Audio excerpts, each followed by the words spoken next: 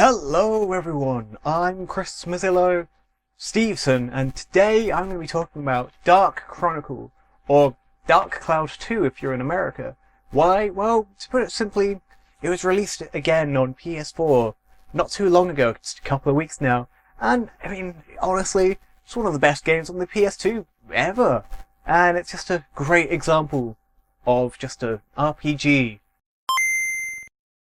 The story follows Maximilian, who's just an average 13-year-old boy who was given a fancy necklace by his father, and the circus has come into town, and Maximilian was lucky enough to get a ticket. So upon sneaking into the circus, he watches and enjoys his time as, well, the circus is fun, apparently, despite clowns being fucking freaky bastards. So Maximilian goes to the circus, and while he's there, he overhears something he really shouldn't have, being, well, the circus master abusing the mayor of the town. And it's quickly found out because he's a clumsy asshole, and it's quickly hunted down by the circus ringleader because apparently Maximilian's necklace is all a little too fancy. Maximilian is hunted down by this giant robot clown figure, as well as several hundred clowns who are trying to essentially capture and or murder him into submission, and so he quickly escapes into the sewers thanks to the help of a homeless boy, and is then given a gun. Yeah, an actual gun to shoot people with. Apparently that's fine.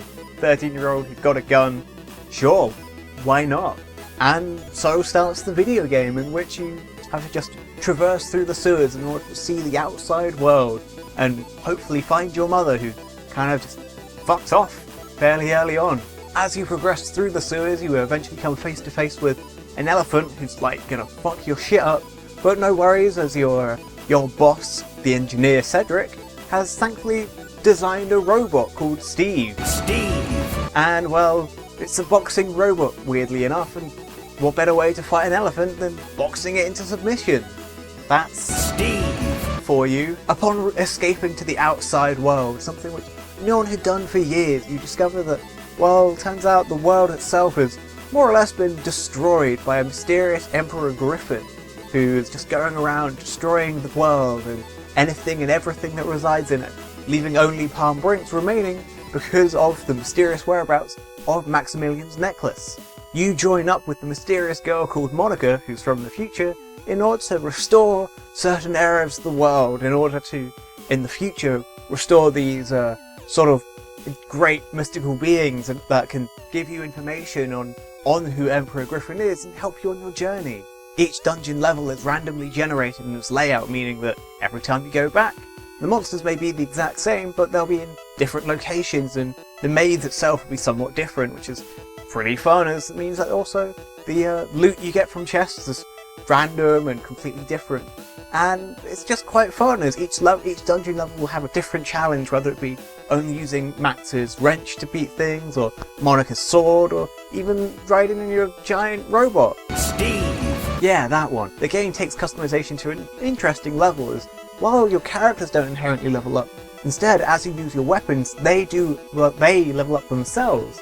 And you can use certain items to increase their stats with like attack or fire element, or even like dealing damage to scale enemies or like undead enemies, or all this sort of stuff, which you're free reign in order to do so. But as you do so, sometimes when you reach specific stat requirements, that it causes your weapon to change into a different style. And for Max, whose gun can go from just a normal little pistol to either a machine gun or a fucking bazooka grenade launcher, Monica has a whole variety of swords that have different combos to them.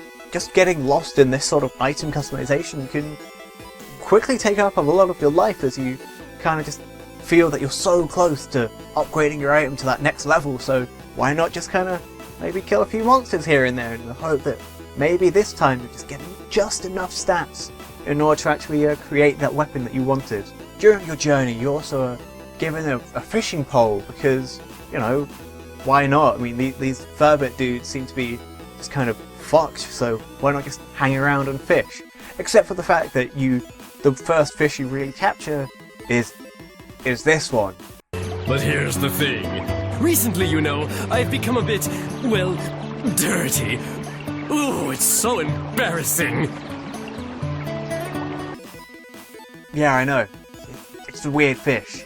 But this introduces the fishing aspect, on which in some levels in the dungeons, once you've killed everything, then you can just sit down and start fishing. I mean, there's nothing stopping you from doing that. And to be honest, I really enjoy the fishing.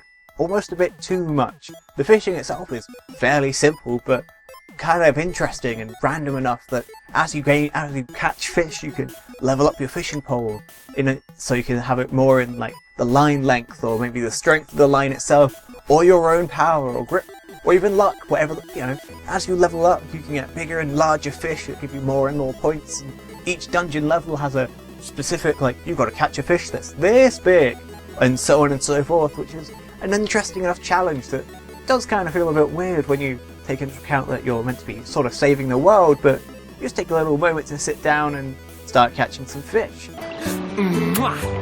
And this also applies later on when you eventually get like a golf club and are introduced to the golfing mechanic, which is kind of weirdly explained because it's kind of like distortions in the fabric of space and time cause these portals to open, and there are these little balls which you got to like basically put into the distortion in order to make it go away. But you can't touch it with your bare hands, so you kind of hit it with a stick. And for some reason in the future they've taken like the destruction of space and time itself as, well, a sport. Yeah, I know, it's a bit weird, but it's quite fun nonetheless, as you get sort of interesting items such as level up powder for your weapons, or just unique gems, all sorts of interesting items that are gained from completing these golfing challenges in every dungeon stage.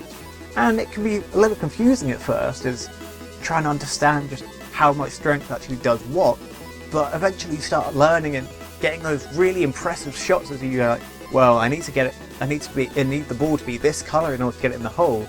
So if I bank it off of the wall and it bounces up and then straight down, then it's a perfect shot. It's getting those incredible shots from miles away that require you to bounce off of a wall, then into the portal. It's great, and you just feel rather impressed with yourself. At least I did. Now, as I said, you end up restoring periods of time and locations in order to have an effect from the future. And this was done through the diorama, which is a weird robot thing through Carpatarian? Anyway, it was something that existed in the first game, Dark Cloud 1, and it kind of continues on into this one, in which there are these specific areas where there used to maybe be a village or something, and as you then take it upon yourself to rebuild these villages, and you have a certain specific requirements of like these 3 trees placed near a river, someone's house surrounded by a fence or something like that, in order to have these effects further on in the future. So when you go into the future, maybe this great tree will be restored because you placed certain things in certain locations and had certain people living in your town. But despite these like requirements, there's still enough loose like fluidity to where you can place things and what you can do, that means that your towns can feel pretty unique. Because I really enjoy just kind of placing bits and pieces down, just making those final touches to your little village, just because it feels cool and unique, and just laying stuff out makes you feel really cool. And despite, you know, in the lava volcano area, going that extra distance to have this weird tiered level, despite you don't really need all this stuff, but I've done it anyway, and it just makes me feel kind of interesting in what I've created. Another reason I really like the game is just all the villains that you come across, minus the fucking crazy clowns, all actually feel quite decent. A lot of them are revealed to have some reason for joining up with Emperor Griffin, who wants to just destroy the entire planet. And even Emperor Griffin himself has this really sad backstory. And all these villains that you've kind of like been going against the entire game all have their moment of reprisal, which is then taken away from them or something. And it's just like, it's got a good sense of like light and darkness between every character in the game. Is not everyone is just inherently evil. Everyone has a reason that they've gone like evil, except the clown, because clowns are fucking nightmares.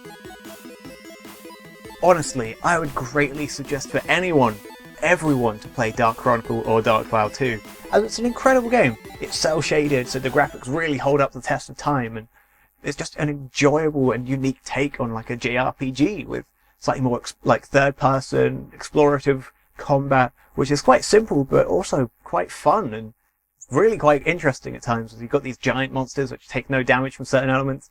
You can get engrossed into all the complexities of the game, or not, depending on how you want to play it. And honestly, it's just an incredible game where you can just almost feel like everything is in your control and you have the ability to pick and choose what you want to do. Anyway, bye-bye. Hi there again, and now you've made it to the end of my video. You thought I was gone? Not yet. Anyway, if you did enjoy this video, feel free to let me know in the comment section below, or even if you hated it. I always want to hear why people dislike my videos. Why do you dislike me? Please tell me. Anyway, if you actually enjoy some of my mindless rantings and ravings, then also feel free to check out my website, quote unquote, which is the Tumblr link on the page now, where I've recently did some bits and pieces of rap writing, like on Dragon's Dogma and how great of a game that is, and also just a review on Prison Architect and, you know, what sort of game that was. Anyway, thank you very much, and goodbye!